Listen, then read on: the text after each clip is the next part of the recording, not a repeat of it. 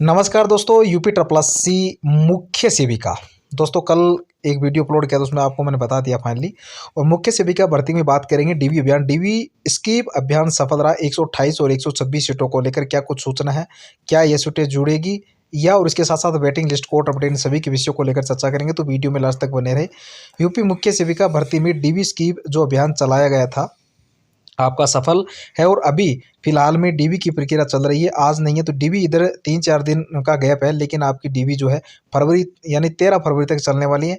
तो यहाँ पर कुछ अभ्यर्थियों के सवाल आ रहे थे कि अगर वह अपने जिस डेट को उनको डीवी के लिए बुलाया गया, अगर उस डेट में नहीं जा पाते हैं तो फिर क्या कोई ऑप्शन है। तो आपके पास एक ऑप्शन है, 13 फरवरी को आप जाकर सेकंड शिफ्ट में डीवी करा सकते हैं। जो भी अभ्यर्थी किसी कारणवश से डीवी नहीं करा पा रहे और अपने डेट में, तो आप जा सकते हैं। कारण आपको बताना होगा और एक आपका एप्लीकेशन देख के किस कारण से आप नहीं करा पाए और आपकी डीवी हो जाएगी। उससे कोई प्रॉब्लम नहीं होने वाली है और यह एक ही आपको अवसर रहेगा। उसके बाद आप कभी जो है पुण्य से आप सोचेंगे कि बाद में करवाएंगे, नहीं तो 13 को जाके आप जो भी अपने डीवी फाइल करवा सकते हैं। तो किसी का कोई भी प्रॉब्लम हो सकती है, अचानक से उस दिन ना जा पाए तो वह जाके अपना करा सकते हैं। 13 तारीख को इस चीज़ को आपको ध्यान में रखना है होगा।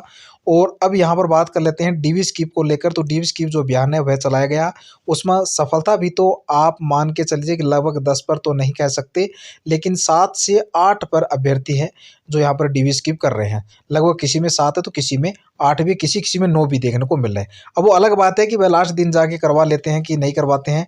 उस आधार पर यह डिसीजन या फिर निर्णय कह सकते हैं कि जो लास्ट दिन जो अभ्यर्थी नहीं कराएंगे। जैसे भी अभी क्या है, किस बीच जो ऐसा भी हो सकता है कि कुछ अभ्यर्थी किसी कारणवश नहीं करवा रहे हो तो लास्ट डेट में जाकर करवा ले, ठीक है।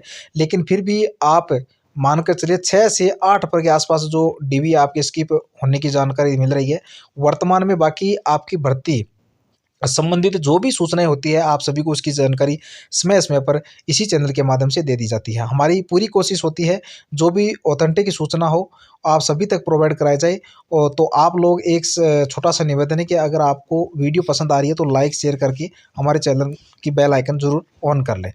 तो दोस्तों जिसके टाइम पर आपको नोटिफिकेशन जो भी है भर्ती संबंधित रहता है वो मिलता रहेगा। और देख पा रहे हो, आप सुन पा रहे हो सभी कि आपकी भर्ती में चल रहा है। कि अब यहाँ पर बात करते हैं सीटों को लेकर। 126 सीटों का जो मैटर है वह अभी भी माननीय न्यायालय के विचाराधीन है। उस पर अभी भी जो है स्टे लगा हुआ है और जैसे ही उससे स्टे हटता है, देखिए यहाँ पर जो भी चीज़ें होती है, कम से कम इतना सोचिए कि आपकी भर्ती में 126 सीटों को छोड़कर बाकी पर भर्ती प्रक्रिया शुरू हो गई है। और यह चीज़ें हमारे द्वारा बहुत पहले से ही बताई जा रही थी कि इस चीज़ की जो संभावना है ज़्यादा है।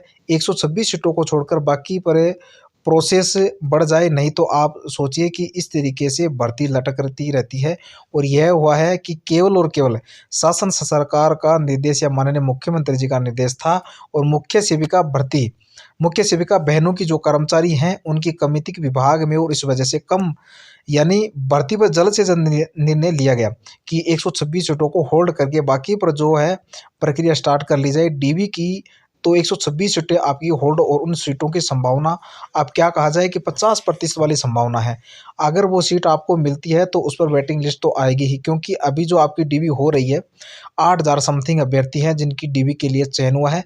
यह तो आपकी 12 सीटें माइनस करके बाद में जो भी सीटें टोटल वैकेंसी उस पर आई हुई है।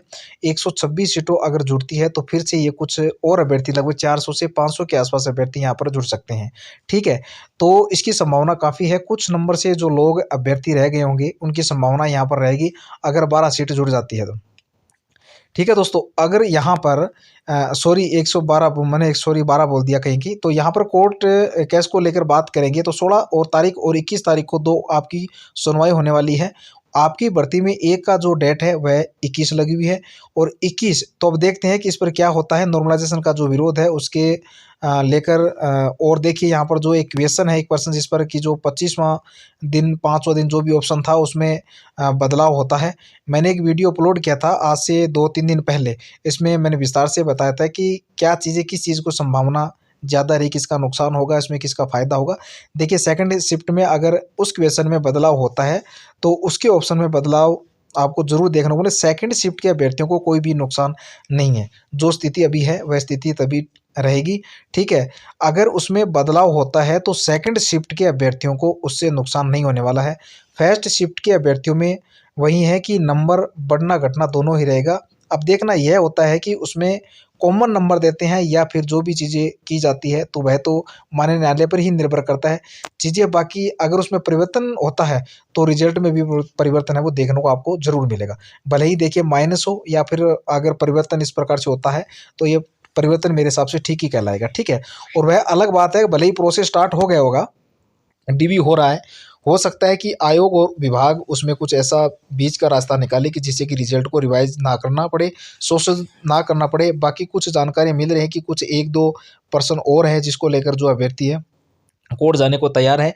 देखिए कोर्ट तो चलता रहेगा जब तक भर्ती आपकी चलेगी, तब तक कोर्ट चलता रहेगा और हर भर्तियों में ये चीज़ें हो रही है। इससे आपको जिनका डीवी के लिए चयन हो गया है उनको विचलित होने की कोई ज़रूरत नहीं है। ठीक है, बाकी जो भी चीज़ें हैं जिनको भी लगेगा कि हमारे साथ अन्याय हुआ है वह अपने न्याय के लिए लड़ेंगे। बाकी यहाँ पर आपकी भर्ती में जिन भी अभ्यर्थियों की उम्मीद थी इसमें हो जाना है, नहीं हो पाया है तो वो अपने अगले एग्ज़ाम के लिए तैयारी कर सकते हैं। साथ ही साथ आउटसोर्सिंग के माध्यम से वैकेंसी आई हुई है और यूपीईसीसी एजुकेटर जिसमें मात्र केवल और केवल होम साइंस के अभ्यर्थियों जिन्होंने स्नातक किया हुआ है होम साइंस विषय के से कला वर्ग से, क्योंकि उसमें बीए लिखा गया है। ठीक है, उसमें बिल्कुल बीए ये वर्ड लिख दिया गया है कि क्या होता है कि आपकी भर्ती में क्या था, कला वर्ग लिखा गया था तो वहाँ पर विज्ञान वर्ग कला वर्ग दोनों ही वाले अभ्यर्थियों जिन्होंने होम साइंस ही किया था उन्होंने आवेदन कर दिया था, लेकिन ईसीसी एजुकेटेड भर्ती में केवल बीए लिख दिया। और जो भी बीए वाले अभ्यर्थी होंगे उनका स्नातक में अगर 50 पर है तो रिजर्व कैटेगरी 45 पर है, तभी भी आवेदन कर सकते हैं। ठीक है, अभी मात्र 3 जिले से आवेदन शुरू हुआ है, टोटल 75 जिले हैं, 72 जिले में अभी आवेदन शुरू नहीं हुए। तो जो भी एक एक अभ्यर्थी हो और कुछ भी करना चाह रहे हैं तो जैसे अपनी तैयारी के साथ साथ अगर जॉब तो आवेदन कर सकते हैं। जैसे जैसे नोटिफिकेशन आता रहेगा जो है अन्य जिलों का आपकी इसी माध्यम के माध्यम चैनल के माध्यम से आपको मिलती रहेगी। तो आप जुड़े रहिए दोस्तों, चैनल को लाइक शेयर और सब्सक्राइब करने की जरूर मेहरबानी करें। आपको समय समय पर अपडेट करेंगे। अभी सीतापुर, बाराबंकी और देवरिया 3 जिलों में जो है आवेदन स्टार्ट हुए हैं हो रहे हैं। बाकी जिलों में आवेदन जब शुरू होगा तो आपको उसकी जानकारी दे दी जाएगी। तो आगे की सूचना के लिए जुड़े रहिए हमसे। तो दोस्तों बहुत बहुत सभी अभ्यर्थियों को धन्यवाद देना चाहूँ, मेरी महिलाओं मुख्य सेविका महिलाओं को, कि जैसे ही अन्य जिस प्रकार से जो इन्फॉर्मेशन मिलती रहेगी तो आप तक पहुँचाने का हमारा पूरा प्रयास रहेगा। और मुख्य सेविका भर्ती से लेकर दोस्तों ऑनलाइन फॉर्म स्टार्ट से लेकर अभी तक जो भी मैंने इन्फॉर्मेशन दी है तो बिल्कुल सत्य और सटीकता के साथ देने की पूरी कोशिश की है। उन बहनों को सभी को मेरी तरफ से राम राम, धन्यवाद।